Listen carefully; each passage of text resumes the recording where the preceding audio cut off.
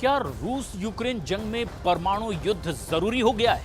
पश्चिमी मीडिया का दावा है कि पुतिन ने बेलारूस का दौरा करके ये साफ संकेत दे दिए हैं कि रूस अब यूक्रेन के साथ साथ नेटो पर भी एटमी हमला कर सकता है। तो वहीं दूसरी तरफ पेरिस में अचानक जेलेंस्की ने ट्रंप से मुलाकात करके पुतिन को बुरी तरह से चौंका दिया है। और अब खबर यह भी है कि अमेरिका यूक्रेन को एटम बम देने जा रहा है।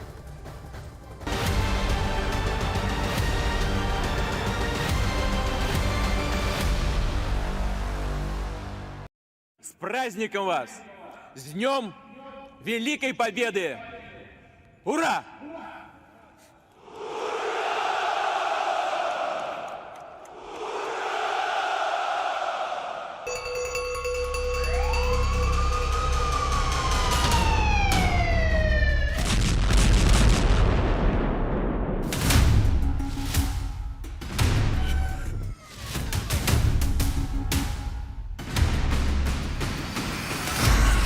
रूस का आखिरी फैसला, परमाणु युद्ध जरूरी है।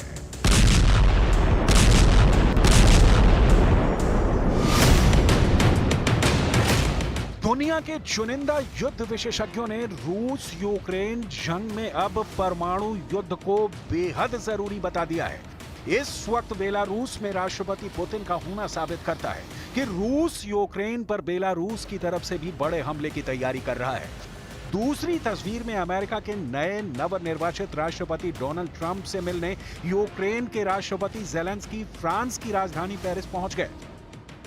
राष्ट्रपति जेलेंस्की के साथ फ्रांस के राष्ट्रपति इमैनुअल मैक्रों को भी साफ देखा जा सकता है।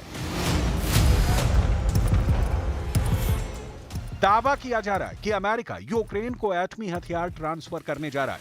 इसी को लेकर पेरिस में आनन फानन में राष्ट्रपति इमैनुअल मैक्रों ने जेलेंस्की और ट्रंप की मीटिंग कराई है। फ्रांस यूक्रेन जंग में रूस का कट्टर दुश्मन बन चुका है और इस वक्त जो युद्ध की खिचड़ी पेरिस में पक रही है उसकी भनक पुतिन को लग चुकी है। इसीलिए राष्ट्रपति पुतिन ने बेलारूस में राष्ट्रपति अलेक्जेंडर लुकाशेंको से एक बड़ी डील की है, जिसमें अब रूस बेलारूस में मौजूद अपने एटमी हथियारों को एक्टिव करने और अपनी नई हाइपरसोनिक मिसाइल ओरेश्निक को बेलारूस में तैनात करने जा रहा है। हम आपको यही दिखाने जा रहे हैं कि रूस, उत्तर कोरिया, बेलारूस और ईरान मिलकर कैसे एक ऐसी परमाणु जंग की तरफ बढ़ रहे हैं जो America, Ukraine, Britain, France, Germany और यूक्रेन की तबाही की बड़ी वजह बन सकते हैं।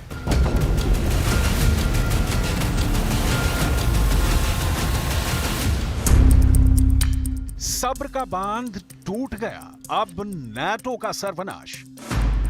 रूसी और पश्चिमी मीडिया के मुताबिक पुतिन की बेहद गुप्त मीटिंग में इस बात के संकेत दिए गए हैं कि रूस यूक्रेन जंग को बातचीत से खत्म नहीं किया जा सकता है।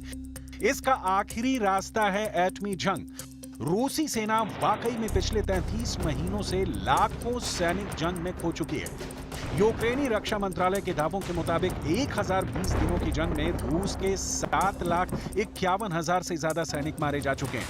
अगर यूक्रेन के ये दावे सही हैं तो ऐसे हालात में रूस के सामने एक ही विकल्प बचता है, हर हाल में परमाणु जंग।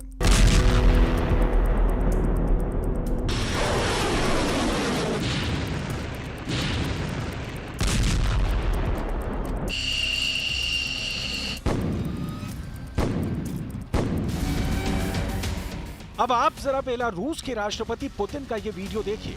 राष्ट्रपति पुतिन और बेलारूस में राष्ट्रपति अलेक्जेंडर लुकाशेंको एक दूसरे के साथ जोश में हाथ मिला रहे हैं।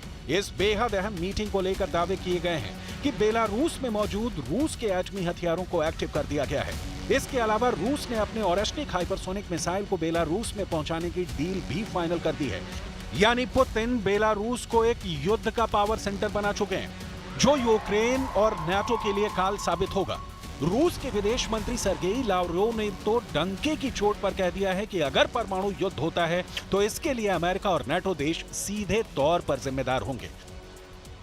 It is obvious that the Ukrainians would not be able to do what they are doing with long-range modern weapons without direct participation of the American servicemen. And this is dangerous, no doubt about this. It's a very dangerous game, and to speak about limited exchange of nuclear strikes is an invitation to disaster, which we don't want to happen. रूस के विदेश मंत्री Sergei Lavrov कई बार Ukraine, America, France, Germany और Britain को परमाणु चेतावनी दे चुके हैं। इस धमकी का असर ब्रिटेन पर साफ दिखने लगा है। ब्रिटेन के रक्षा मंत्री एलिएस्टर कान्स ने सनसनीखेज दावा करते हुए न सिर्फ ब्रिटेन बल्कि नाटो की भी पोल खोलकर रख दी है। ब्रिटेन के रक्षा मंत्री एलिएस्टर कान्स ने रूस यूक्रेन युद्ध को लेकर बहुत गंभीर चेतावनी ब्रिटेन और ब्रिटिश सेना को दी है। रक्षा मंत्री एलिएस्टर कान्स ने दो टूक कहा है कि अगर ब्रिटेन की रूस के साथ सीधी जंग होती है तो ऐसे युद्ध में ब्रिटेन और ब्रिटेन की सेना का वजूद 6 महीने से 1 साल में पूरी तरह से मिट जाएगा। लंदन में पूर्व सैनिकों के एक सम्मेलन में रक्षा मंत्री एलिएस्टर कान्स ने साफ कहा कि रूस यूक्रेन जंग में हर दिन 1500 रूसी सैनिक मारे या घायल हो रहे हैं।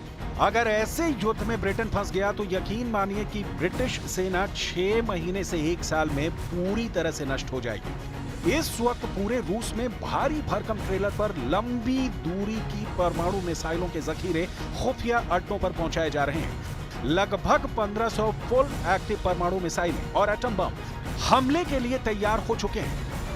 United States and the allies of the United States who also provide this long-range weapons to the Kyiv regime, they must understand that we would be ready to use any means not to allow them to succeed in what they call strategic defeat of Russia.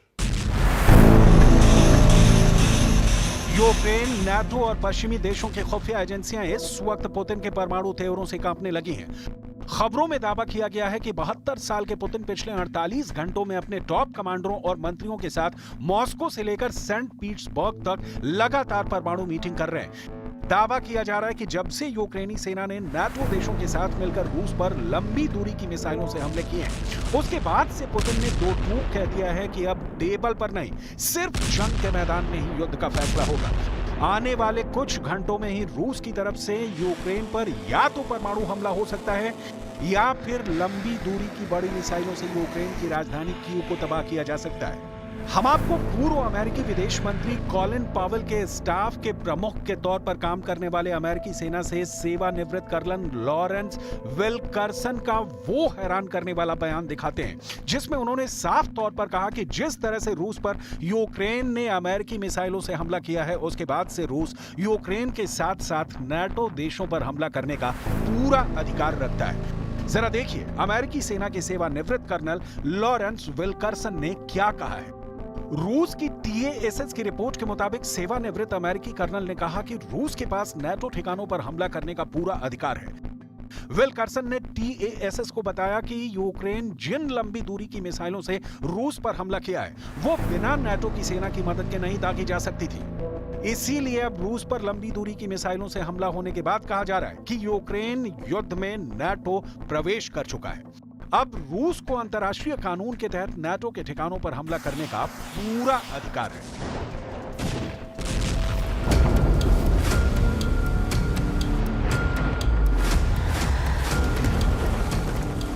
The further Russian troops advance, the closer the threat becomes.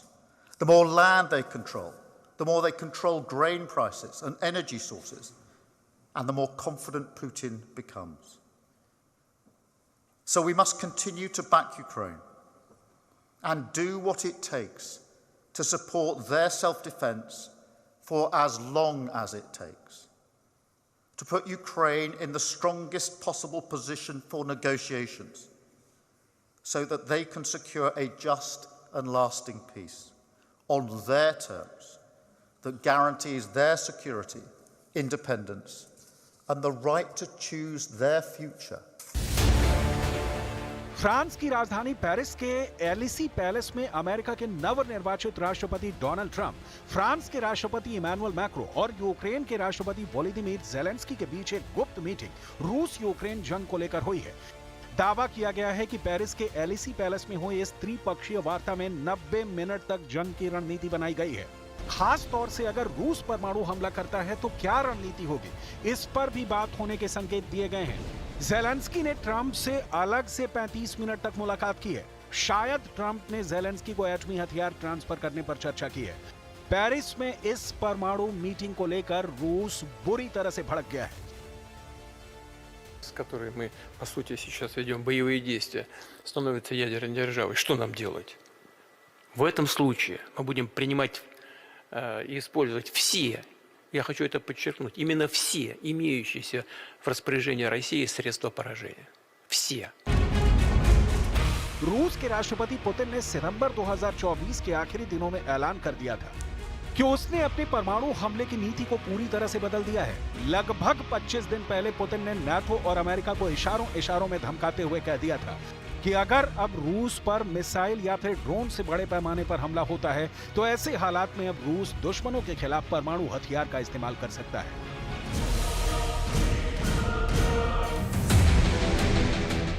बम फोड़ रहे हैं किम, जीत रहे हैं Putin.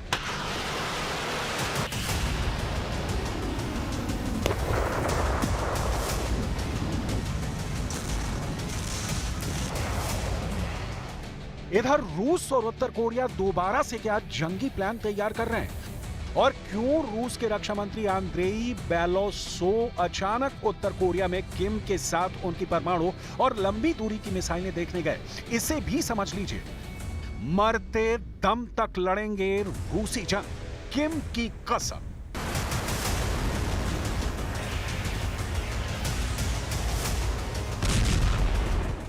उनतीस नवंबर 2024 दिन शुक्रवार रूस के रक्षा मंत्री आंद्रेई बेलोसोव ने उत्तर कोरिया की राजधानी प्योंगयांग में supreme leader Kim Jong Un से मुलाकात की। तस्वीरों में साफ देखा जा सकता है कि किम जोंग उन रूस के रक्षा मंत्री आंद्रेई बेलोसोव का दिल खोलकर स्वागत कर रहे हैं। रिपोर्ट्स के मुताबिक रूस के रक्षा मंत्री आंद्रेई बेलोसोव ने किम और उनके सबसे टॉप जनरल और सरकारी अफसरों से ग्रुप मीटिंग की। हर मीटिंग में किम मौजूद थे। रक्षा मंत्री आंद्रेई बेलोसोव ने उत्तर कोरिया के सैन्य कमांडरों और अफसरों से कहा कि हम यूक्रेन युद्ध जीतने जा रहे हैं, इसलिए हमें उत्तर कोरिया से ना सिर्फ सैनिक मिलते रहे बल्कि उत्तर कोरिया के सबसे एडवांस हथियार भी रूस पहुंचते रहे।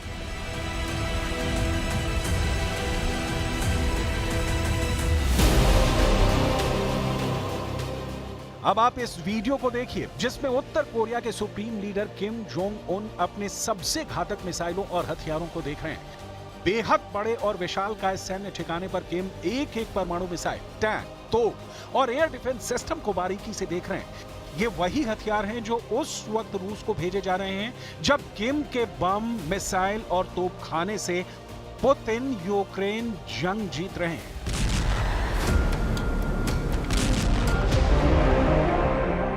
किम ने पुतिन को भेजे 50% हथियार। कुछ रिपोर्ट में दावा किया गया है कि उत्तर कोरिया के सुप्रीम लीडर ने राष्ट्रपति पुतिन से साफ कह दिया है कि वो रूस का साथ मरते दम तक देंगे। दावे किए जा रहे हैं कि उत्तर कोरिया अपनी आधी से ज्यादा मिसाइलें रूस को दे दी हैं, जिसमें छोटी और मध्यम दूरी की मिसाइलें सबसे ज्यादा हैं।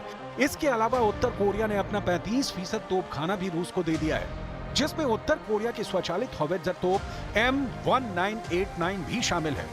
M1989 25 से 30 मील तक 12 राउंड फायर एक बार में कर सकती है। खबरें तो ये भी आ रही हैं कि पुतिन ने किम से उसकी सबसे लंबी दूरी की परमाणु क्षमता वाली मिसाइलें होसोंग 18 और होसोंग 19 भी मांग ली है, जो जंग में गेम चेंजर साबित हो सकती हैं। उत्तर कोरिया की लंबी दूरी की बैलिस्टिक मिसाइल होसोंग 19 7000 किलोमीटर तक मार करने की क्षमता रखती है। इसके अलावा रूस की तरफ से 12000 उत्तर कोरियाई सैनिक यूक्रेन पर हमला कर रहे हैं। दावा यह किया जा रहा है कि जनवरी 2025 तक 15000 और उत्तर कोरियाई सैनिक रूस पहुंच सकते हैं। अब ऐसे हालात में साफ है कि पुतिन यूक्रेन जंग को लेकर नाटो देशों पर परमाणु हमला कर सकते हैं। लेकिन सवाल यह भी है कि अगर पुतिन परमाणु हमला करेंगे तो क्या नाटो और अमेरिका चुप बैठेंगे?